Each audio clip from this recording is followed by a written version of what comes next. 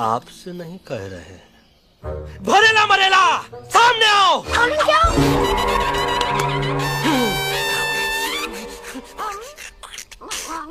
तेरी मैया का सही हमारे कुछ तो गड़बड़ है गुरु। छोटू के इरादे ठीक नहीं लगते गुरु। मैंने इनसे ये भी कहा था कि बजरंगी अंकल किसी भी पेड़ को हिला के सारे फ्रूट्स एक झटके में नीचे गिरा सकते हैं, पर इनका कहना है इम्पॉसिबल। तो ये ना आपको चने के झाड़ पे चढ़ा रहा है। नारियल के गिरे तो हड्डी पसली तो टूटे, और नारियल तो मिले ना कम से कम। कितने सारे हैं।